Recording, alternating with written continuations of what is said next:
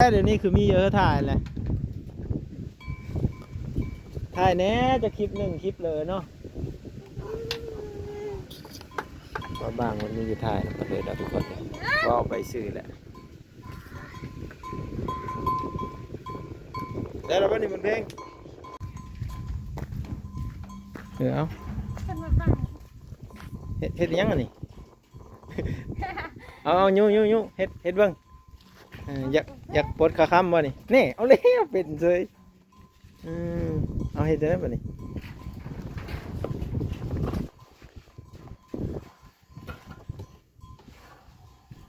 โอ้สลอยเพิ่นสิจัดการได้บัดนี้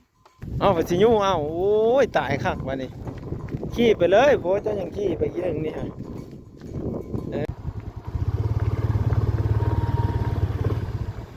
ไปมึงนู่นแหละเปิดแล้วก็แจฮะเปิดคุงเลยอีกบันหนึ่งโอ้โถเสร็จบ้านนี้ไปแล้วบ้านนี้ มันเพ่งขึ้นนะแม่หน่อยเราขี้เป็นนะนี่ทุกคน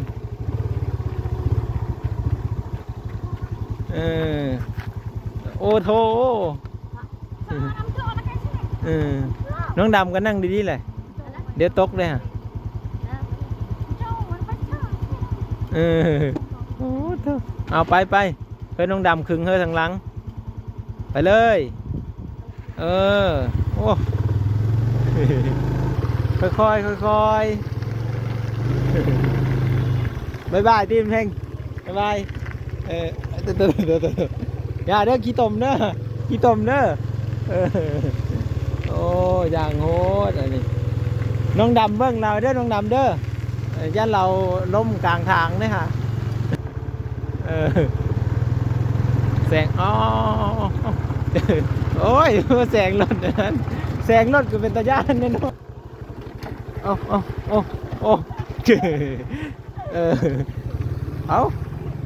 ค่อยโอ้ยเนาะเดี๋ยวนี้คือมีเยอะถ่ายแหละถ่ายแน่จะคลิปหนึ่งคลิปเลยเนาะว่าบางมันมีอยู่ถ่ายก็เลยเราทุกคนก็เอาไปซื้อแหละแล้วเราบ้านนี้มันเพลงระวังโง่ต่ำเด้อ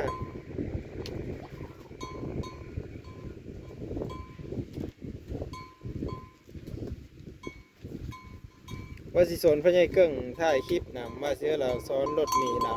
เพราะว่าสันเราสิไปเบียกแล้วสันเลยไม่ได้ถ่ายเนาะเสื้อเราเครียดมันจะมีถ่ายเราแต่ละเธอเนาะ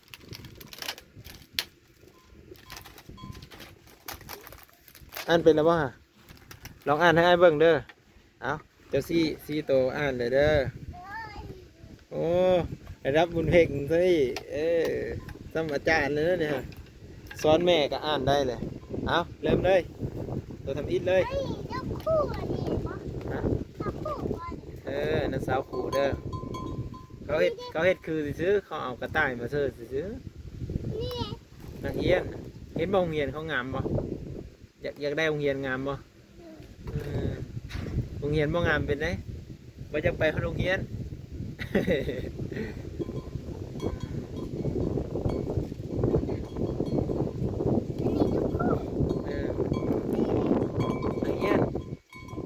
ปลูกไม้เห็นบ่ปลูกไม้อ่ะเขียวบ่ก็ย่างไปได้เนี่ยที่บ้านนี่เขาอ่านหนังสือเห็นบ่อ่านหนังสือหลังจากนั้นเขาก็มาลิ้นนี่ว่าเขาลิ้นกีฬา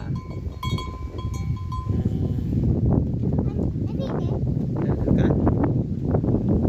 เขากลับมาเขาอ่านแบบคืออ้ายกับเจ้าเนี่ยเห็นบ่กระดานอยู่ต่างๆมันบ่อ้ายก็บอกหนังสือเจ้าแล้วก็อ่านแต่ตำลังเห็นบ่นี่เห็นบ่ถุงเหลา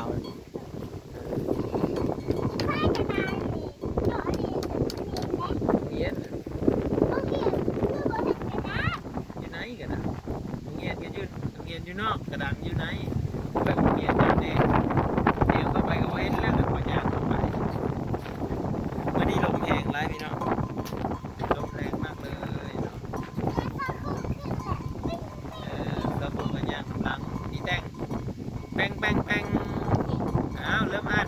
แต่งเลยเด้อติแต่งใส่แต่งนะแต่งมานักเรียนบุญเพลงมาเด้อเดี๋ยวเพลงอ่านหนังสือเนาะมันเริ่มอ่านไปอีกให้คล่องแคล่วแล้วก็ว่องไวขึ้นกว่าเก่าเด้อเริ่มก็เจ้าเนี่ยว่าเจ้าเป็นคนอ่านเด้ก็ไก่ขอไข่ขอควายงองัวจอจอ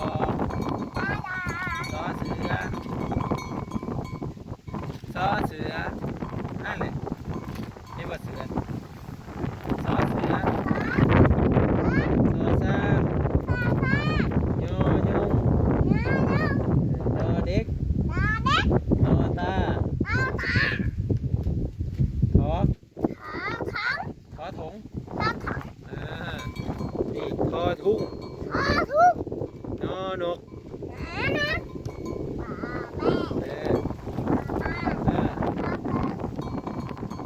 ขอผล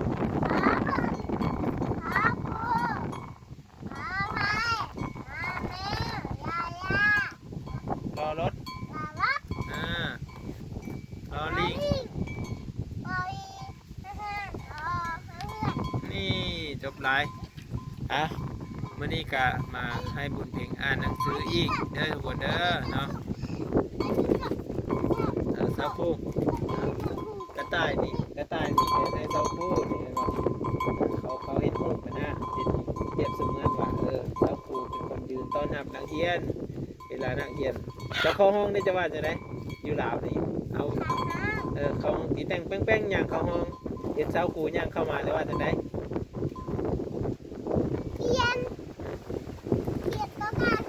สบายดีก่อนว่านั่งลงได้ไหมขอบใจได้แสดงออกมือได้ตอนที่เข้านะว่าได้ก่อนว่าใหม่ดู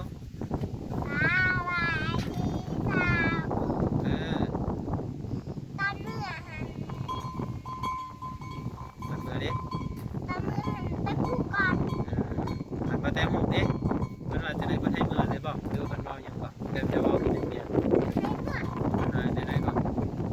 เอ้าเมื่อได้บอกมันนั่นเลยเอากันเรียกเมื่อตอนแรกไปก็คือกัน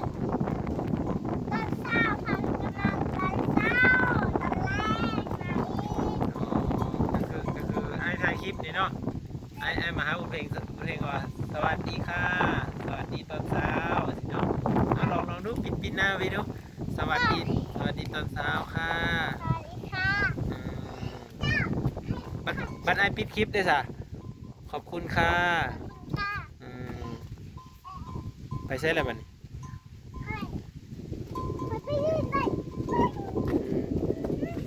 ไปเรื่อยนะเพิ่นไปเจอเลยแม่จันนะเพิ่นที่ซ้อมรถทีบ่รู้ว่าจะไหนถามไปดูครับเพ่ง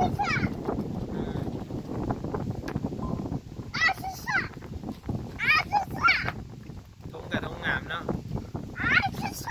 เดี๋ยววางเลยดอกถึงหัวนี่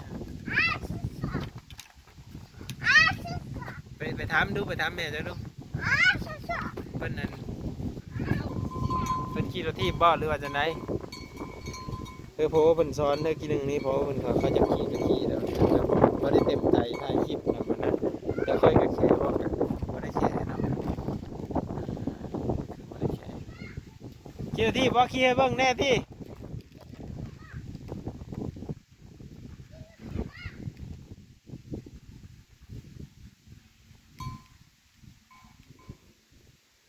ก็คือหลายๆคนก็จิ๋วจักอะไรเนาะคือค่อยมาถ่ายคลิปแล้วเพราะซื้ออยากถ่ายก็คือจะก้าวก่อนที่จะแบบก่อนที่จะไปถ่ายเราตั้งแต่อยู่เรือนเก่านะทุกคนเคยย่างไปค่อยย่างเข้าไปเรือนค่อยนี่โอ้จนจะเกิดว่าปลามือไปให้ค่อยมาถ่ายนะค่อยจะกล้ามาถ่ายแล้วค่อยกับแต่ยิดค่อยบริเหตุแบบสายซอยเรืออย่างเงี้ยนะค่อยกับบอกกล้าเนาะแล้วก็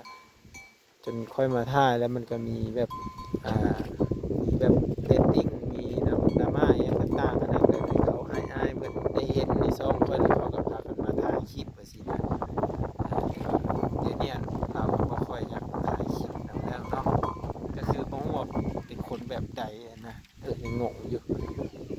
แต่ในอีกมุมหนึงก็คือ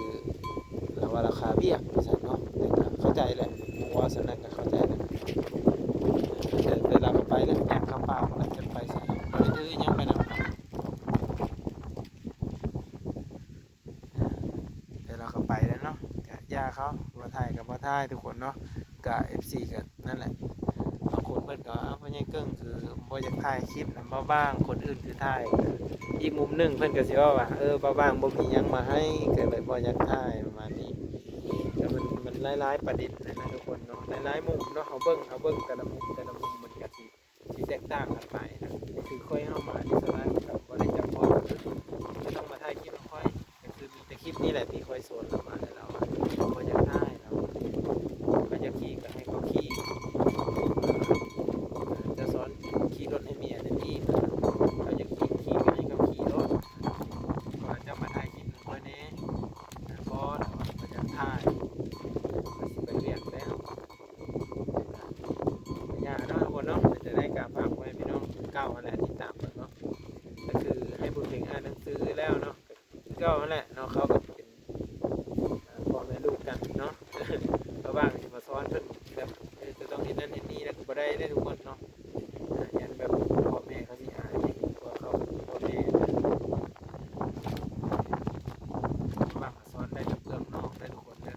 แต่ว่าทางไหนพอสามารถแบบที่ว่าสอนจริงจังได้ในตัวนี้เนาะยันพ่อแม่เขาสิให้บ้างสิโปรแกรมมาใกล้เขาดิ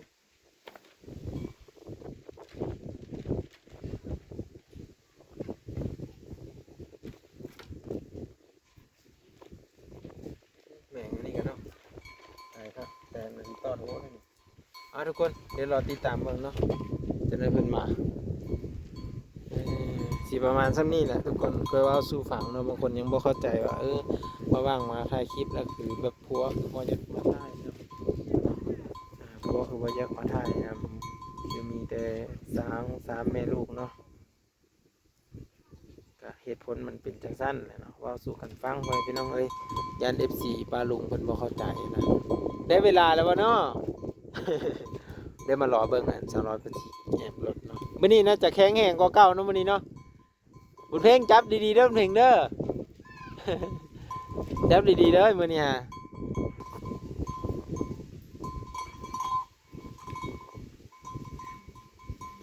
เอาบ่ได้ขี่รถนะมื้อนี้แอบให้เบิ่งในที่จักบานหนึงบ่หลายดอกเอาจัก5นาทีพอเอาแอบขี่ให้เบิ่งแหน่เอาก็บ่ได้ดูขี่ให้เบิ่งซื่อว่าแข็งแรงปานใดนะสิไปเชิญเนี่ยไปหยิบซินบ่ซินอันนี้บ่งามเนาะมันลายยังอันนี้งามว่ะเลยซินแต้มซินไม้ซินอิหยังงามมันมีตีนมันอยู่บ่ติดซิน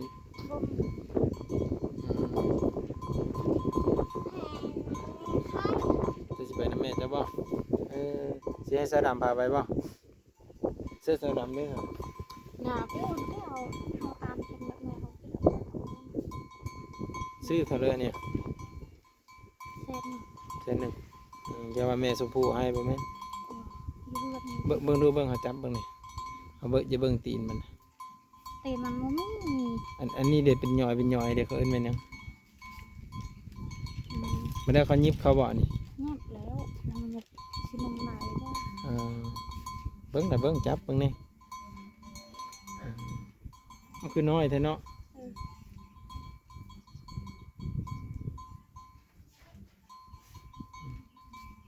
เพิ่นสิไปยิบสิ้นทุกคนเลย ตายกันแน่เขา เพิ่นว่าสิเบิ่งน้องเจ้า จะตายออกมาเขาเห็นมีเป็นโอนส่งให้ดู จะได้โพสต์เจ้าเข้ามาบ่ ส่งไปเลยไปส่งไปเลย สิไปซื้อทรงให้บุญเพ็งเลยบ่บุญเพ็งก็เอาน้องท่าสิเนาะเอาประมาณซ้ำนี้แหละทุกคนเพิ่นมีขี่รถทีบซ้ำเพิ่นว่ะเดี๋ยวสิขี่รถไฟฟ้าไปเลยบ่ไปจัดไปเลยซะเดี๋ยวบ้างสินำไปเบิ่งเลยทุกคนขี่ได้บ่หรือว่าจังได๋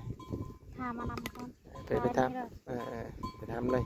มันจะไปลืมคอยแล้วไปถ้าเพิ่นพาไปเพิ่นก็ไม่ได้ขาไว้ดีผัวเจ้านั่นเราก็มาแล้วป่ะเดี๋ยวจะไปถามสาดำเบิ่งคุณเพ่ง กระดานเจ้าเหนียวขึ้นไว้เลยปุ่นเสาดำก็อยู่ปุ่น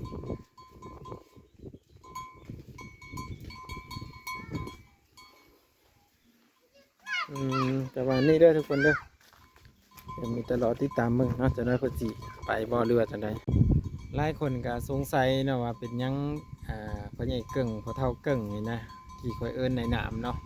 พ่อเฒ่าเกิ่งเป็นยังคือบ่จากถ่ายคลิปนำเนาะคลิปนี้มีคำตอบทุกคนคลิปนี้มีคำตอบและการนางร้อยก็คิดว่าเพิ่นสิขี่รถถีบแต่ว่าเพิ่นก็บ่ได้ขี่สำนองมื้อนี้เนาะแต่ว่าเพิ่นสิขี่รถถีบไปในเมืองพุ่นแหละเนาะแต่ว่าบ่ฮู้ว่าสิแม่นความจริงบ่เนาะแล้วก็คลิปนี้ค่อยก็สิมาบอกบุญเพ็งอ่านหนังสือแน่จักหน่อยเนาะแล้วก็หลังจากนั้นค่อยก็สิได้จบคลิปนะทุกคนเนาะก็ฝากเป็นกำลังใจและติดตามให้เราบ้างเด้อพี่น้องเด้อเนาะเพิ่นก็ต้องการ FC ขอบคุณเด้อบ่บางขอบพระคุณและขอบใจเนาะขอบพระคุณเบิดทุกคนที่ให้การรับชมและติดตามส่ง YouTube เบาบางตลอดมาเพื่อนพี่น้องเนาะเดี๋ยวเราไปติดตามคลิปยาวนำกันเนาะคลิปนี้มีคำตอบทุกคนเนาะใครข้อข้องใจทุกตอนเนาะที่ FC คอมเมนต์นะทุกคนเนาะถ้าบอกเข้าใจก็สามารถแสดงความคิดเห็นได้เด้อพี่น้องเด้อโอ้ยิ้มเปื่อยๆว่าเลยไปบ่ไปทุกคนเอาเสื้อนะเอากระดานไปไว้ให้เราเลยที่ยันหัวให้ทักฮักเนี่ยมันเป็นแผ่นไม้อัดซื้อเพิ่นก็ไปนำบ่บุญเพ็งบุญเพ็งเบิ่งน้องบ่ผัวได้สั่งเดี๋ยวเราสิอันนั้นเราทีม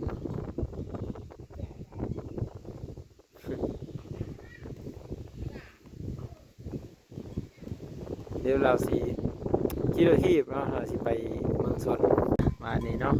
ได้เวลาทำงานแล้วเพิ่นว่าเอ้ายังทรงคือไปอยู่แนวนั้นเอ้าปลดแล้วบ่แหละเปิดนะแม่ข้างนั้นแหละยันแห้งๆบ่ยันมันมีล็อกมันอยู่บ่ยันกับหลังมันมีล็อกมันอยู่ข้างนี้ข้างเตะกับหลังแห้งๆได้แล้วยูไปหน้า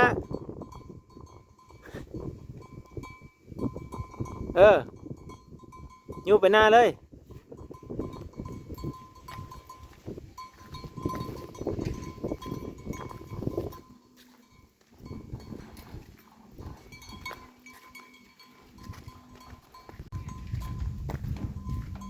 เอาเฮ็ดยังอันนี้ เอายูเฮ็ดเบิ่งอยากปลดขาค้ำบ่นี่นี่เอาเลยเป็นเลยเอาเฮ็ดได้บ่นี่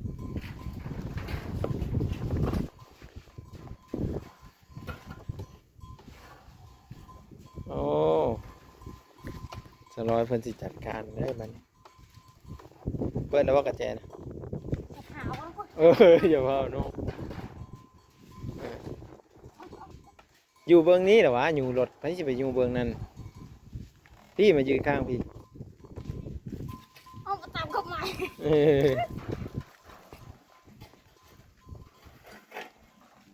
เป็นเรื่องในการเหี่ยวกัดขางนี่คือจะห้าไอ้เนาะเบรกนะแม่กำเบรกเขาได้ไหมเปิดกระแจนะเอาไปสิยูเอาโอ้ยตายคักวันนี้ขี่ไปเลยโพเจ้ายังขี่ไปอีกหนึ่งนี่ฮะเปิดได้ไหมล่ะกระแจหันโอ้ยตายคักวันนี้ได้รถพายุรถเนาะ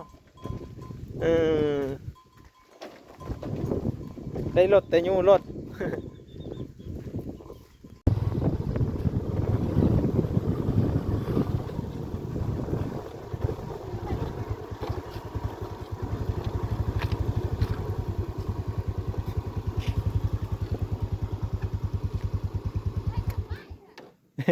บุญเพ็งก็จะไปนำพอบุญเพ็ง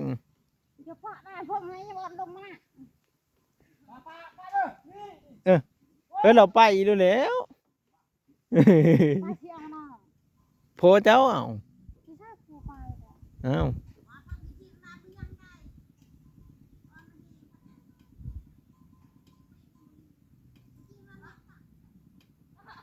เออสิขี่นะแม่ครั้งแรกของเพิ่นสิ ดมเด้อรถดม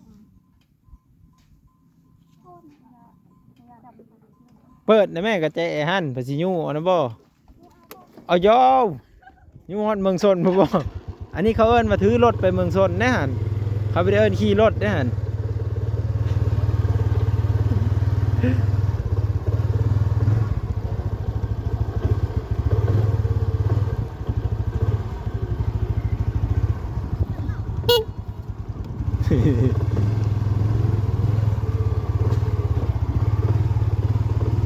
คืออยู่บ่ล่ะขี่รถนะขี่เบิ่งนั่นบ่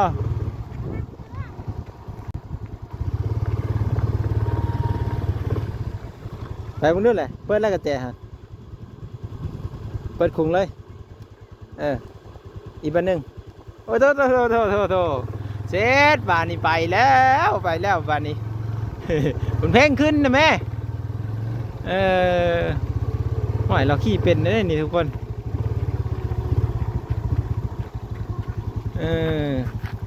โอ้โถน้องดำก็นั่งดีๆเลยเดี๋ยวตกเลยฮะโอ้โถเอาไปเฮ้ยน้องดำคึงเฮ้ยทางหลังไปเลยโอ้คึงเด้อน้องดำเด้อโอ้เป็ดเลยทุกคนเนี่ยเพลงไหวก่อนเบาบ้างอีบานนี่นำจนไม่ทันเลยทุกคนป้าจนนำนะไม่ทันบุญเพลง คอยเด้อเดี๋ยวรถล้มเด้อ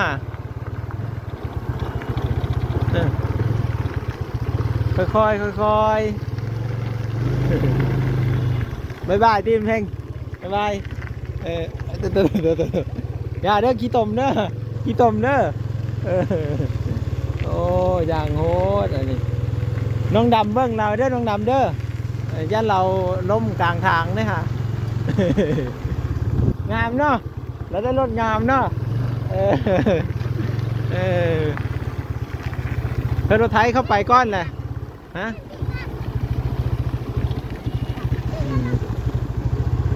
ไปแซงรถเขาวันนี้เรื่อยๆเลยโอ้เราว่าแซงเลยได้นี่ไปเลยแซงเลยไปแซงอ๋อโอ้ยแซงรถนั้นแซงรถก็เป็นตาย่านแน่นอน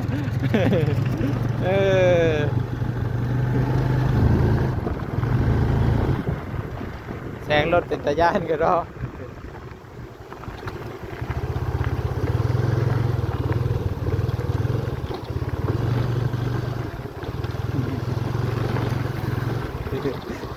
บีบในที่แกฮะเห็นคนกับบีบแกนะเด้อ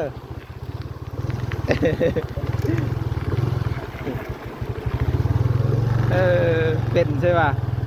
เราก็ขี่หันอยู่ได้เลยทุกคนแต่กับปกล้าเข้าไปใกล้เดี๋ยวยันแบบรถเราล้มมานะรถเราล้มเนี่ยมันสิยาก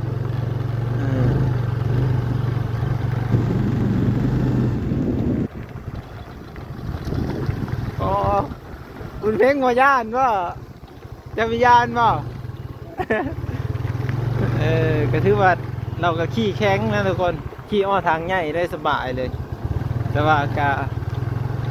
มีน้องดำมาแหละไปเบิ่งนำเนาะยันแบบเราล้มเราอีหยังกันนะทุกคนเนาะยันแบบสั้นเนาะค่อยๆเด้อยันต่ำรถเขาเด้อ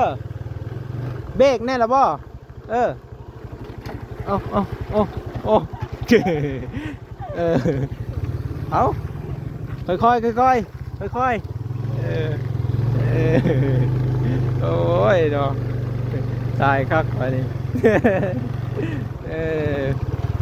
ค่อยๆไปแหละนำจะไม่ทันเลยเนี่ย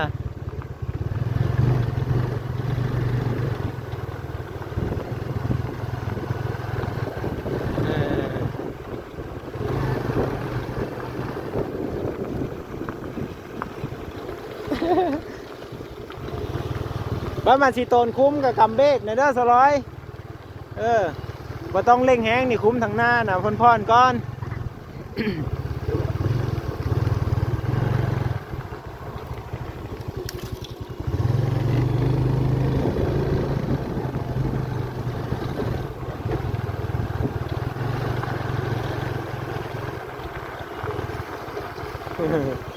ค่อยๆค่อยๆใจเย็นใจเย็นบุญเพ่งบ๊ายบายบุญเพ่งเอาเดินทางปลอดภัยเด้อไปเดี๋ยวเบิ่นก็สิไปละเมืองชนเพื่อนละทุกคนเอาก็ฮอดเทือนฮอดซานเขาแหละเนาะก็คือสุเพิ่นสิไปยิบสิ้นยิบอิหยังนี่แหละเนาะในวิดีโอหน้าพอกันใหม่เด้อทุกคนเด้อก็ขอบคุณขอบคุณอยู่ดีมีแหงเมื่อทุกคนนั่นแหละเนาะวิดีโอหน้าพอกันใหม่ทุกคนเดี๋ยวหาก็จะไปติดตามเบิ่งชีวิตของเขาเจ้าเนาะเป็นจะได้กะผิดพลาดขอโทษขออภัยในคำเว่าคำจาคงมาบ้างเนาะบางทีกะเว่าไปโดยแบบสิ่งที่มันผิดพลาดนะทุกคนเนาะขอโทษขออภัยพี่เนาะกะยินดีต้อนรับทุกการติสมไว้พี่น้องเนาะขอบคุณครับ